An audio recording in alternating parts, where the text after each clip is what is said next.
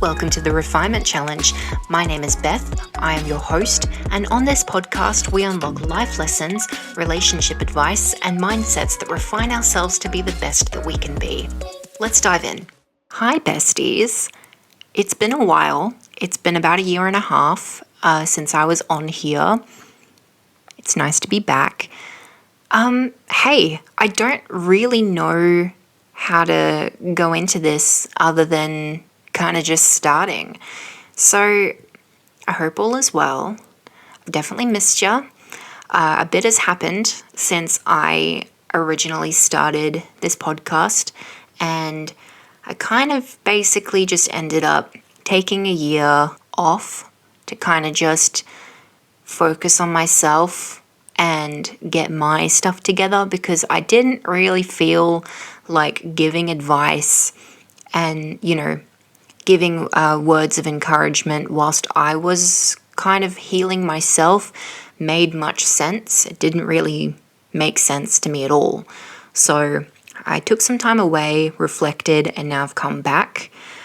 So yeah, just a very quick overview. It's been a very good year. There's been a lot of changes, and I think listening back to the first 3 episodes that I did, I've definitely matured a lot since I started. So I guess very clearly I want to go into this podcast again kind of on a second phase, if you will, almost as if it was going through seasons, but not necessarily in an episode structure, but more on when I feel like I've matured or grown a bit more, we'll go into a next phase, which is just basically me learning more about myself and actually refining myself, which I guess is kind of a really great way to tie in the refinement challenge. So yeah, it's been a great year. Learned a lot, grown a lot, and I'm pretty sure I'm ready to get back into things. So welcome to episode 4. I'm really glad to have you back. This episode I want to go into the topic of filling your own cup. And I think what I mean when I say that is taking care of your own well-being whilst also meeting your needs physically and emotionally for yourself. It's about self-care. It's about setting boundaries. We talk about that a lot. It's about nurturing your own needs and just learning to be okay being on your own. And this topic is really important because it's going back to the basics of what we need as human beings. I know I personally have had a lot of struggle with this over time. I still am. I'm still teaching myself and kind of guiding myself through that whole ideology of being okay on your own, because it can be a very lonely thing and it is a little bit daunting. But once you get a grasp of it and you find yourself a little bit easier and a bit better, it kind of just comes so much more natural. So yeah, I'm definitely not perfect. Like I said, I'm still learning myself. So I guess within this episode, I want to discuss the tactics that I've used throughout the past year to get a little bit more of a grasp of self-care and emotional well-being. And I think the biggest one, number one, is kind of just taking yourself out on little dates just for you. It's kind of weird going and doing memorable activities on your own, but it is rewarding and it kind of just grounds you a little bit more. And I think the more and more that you do it, the more you'll enjoy it. But I will say it's definitely weird to do. And again, this is coming from a girl who still struggles to get out of the driver's seat when parking up at, I don't know, a shopping centre or any public place at all. Anytime that I would go to the grocery store, I would call my mum up and have her in my ear on the phone with me because I just couldn't really be comfortable being in public by myself. And that kind of spawns from social anxiety, which, is pretty self-explanatory. But it is a problem that a lot of people have. And I think one thing that we've got to get used to is we're all kind of just in the same boat. We're all out doing stuff for ourselves, and we're not really paying attention to anyone else but what we're doing in that moment. And when we are, it's usually something we'll forget about within 5 minutes. So with that in mind, taking yourself out on little dates on your own is a very rewarding thing, and it does teach you slowly and surely to be a little bit more comfortable and a little bit more confident each time being out by yourself on your own. And some people can be better at it than others. Everybody's different in that sense, but for those who do struggle with it, I empathize because I'm very similar. That's a really great tactic. Something that I have started doing this year is going to the cinema by myself. And I think that this is a really good starting point because realistically, you're kind of just sitting within your own company and you're in the dark. So it's kind of really great for the old social anxiety.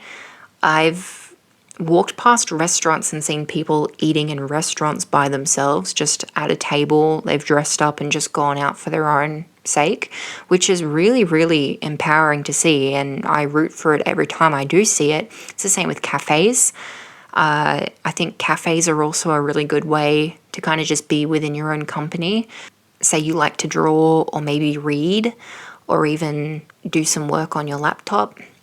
Just go to a cafe, order a drink, and just sit at the table and be within your own space.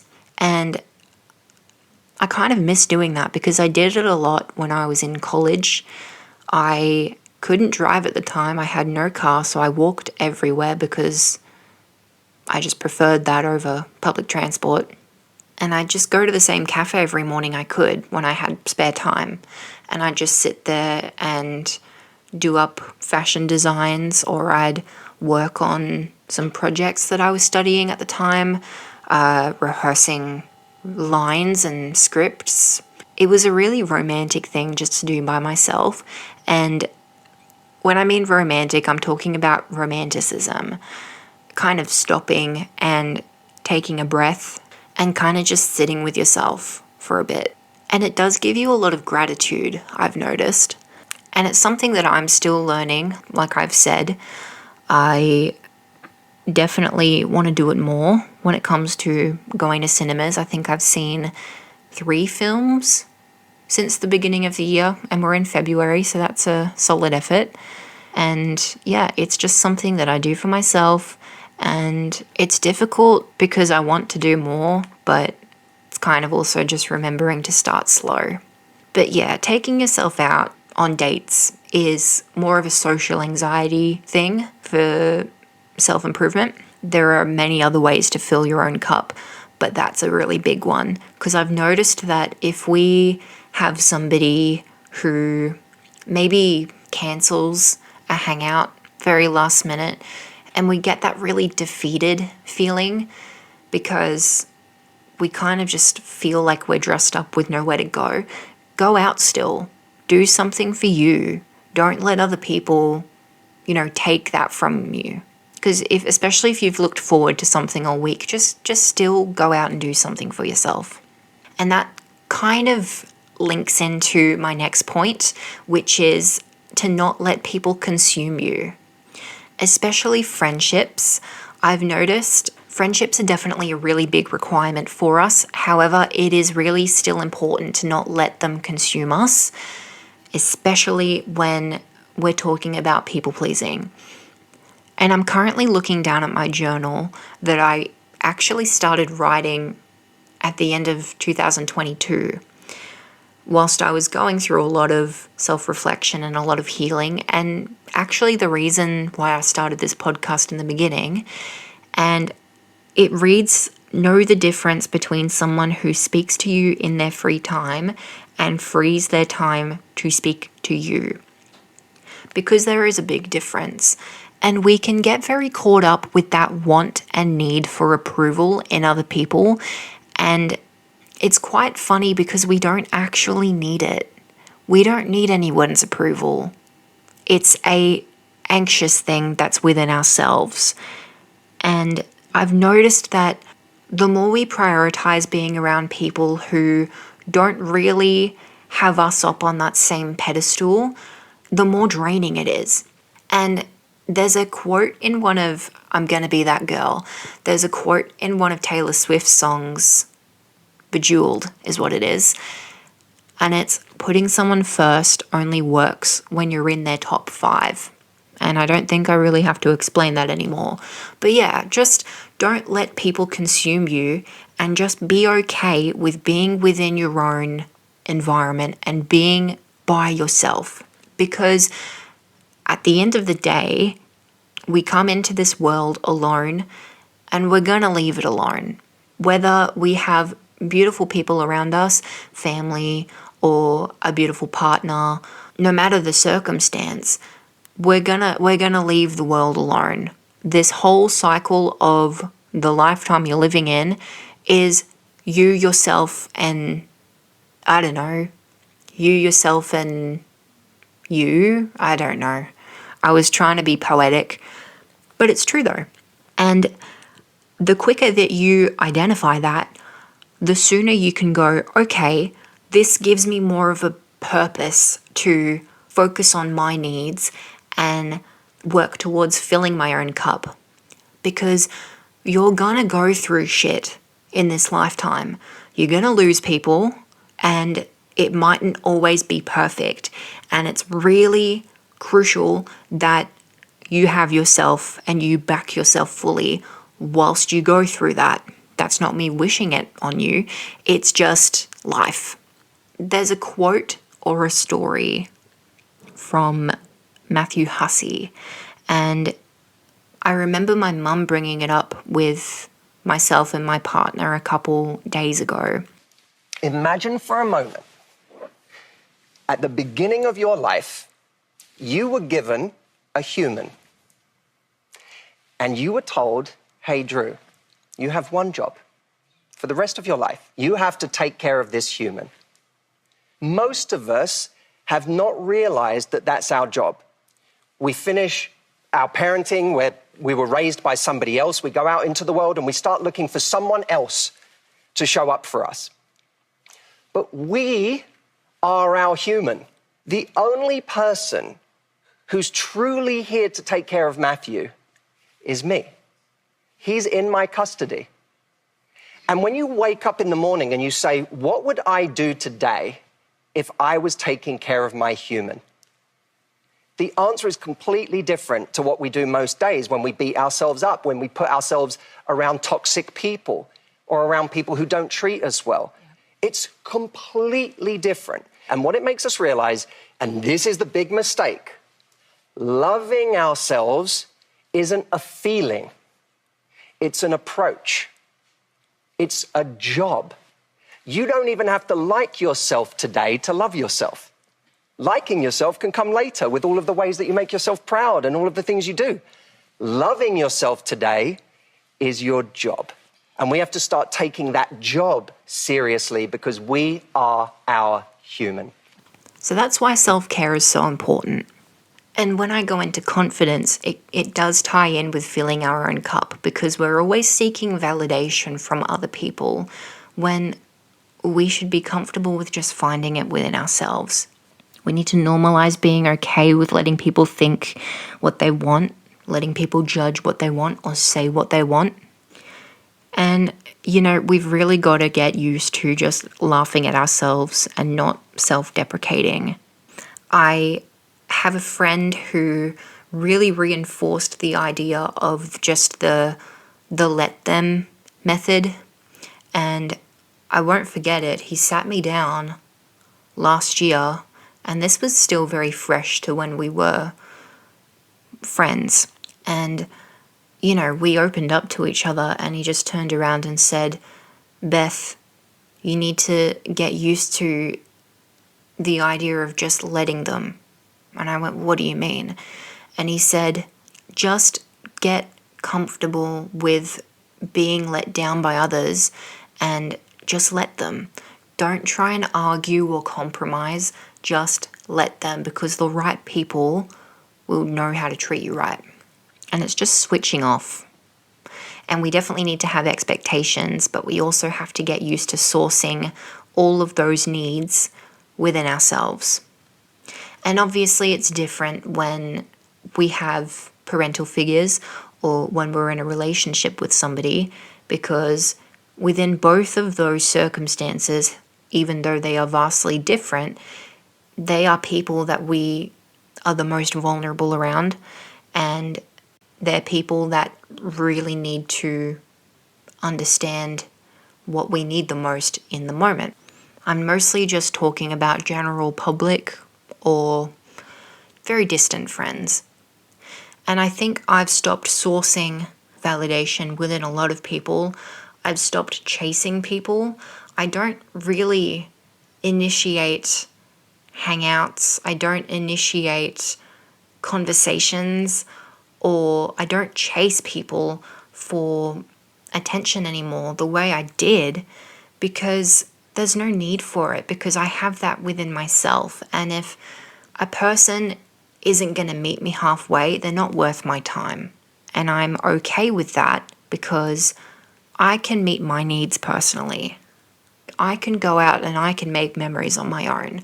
If somebody isn't going to meet me halfway, I don't need it. And it's just that strength that's really important when it comes to self-care. And it's definitely something that needs to be practiced. It's not something that's going to happen overnight. And it's not about being selfish. It's more just about knowing your worth and respecting yourself. I have some affirmations here. I love my affirmations. These ones do tie in so well, though, with self-care. I am as whole as I am. I need zero validation from others. I am powerful, present, and in control of my reality. I respect and honor my energy and body for what it can do for me. And the world does not owe me anything. It is up to me to choose my pathway, and no one else's responsibility but mine. And that type of language can be said in the mirror of a morning. It can be said on the drive to work. It can be said whilst you're doing chores around the house, or even just write it down, because it's a mindset. But yeah, again, just for record, this is also something that I'm working on myself, so I'm not a hypocrite. It's just little things that I've noticed during the healing stage, especially after I took last year off. And I think that's all it is. And you've got it. I know you do. I am actually gonna just say real quick how grateful I am that you've listened this far. It's weird doing a podcast. You get a lot of imposter syndrome from doing it, but I don't know.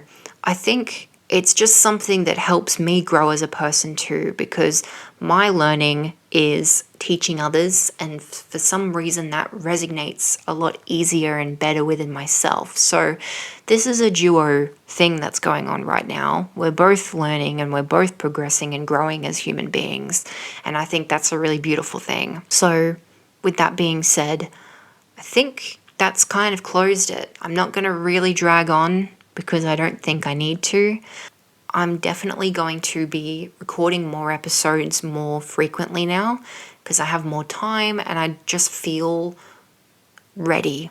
So I'm really excited for the journey, and I'm really excited for you to be a part of it as well. So I'm gonna go. I wish you all the best, and I think what's next episode?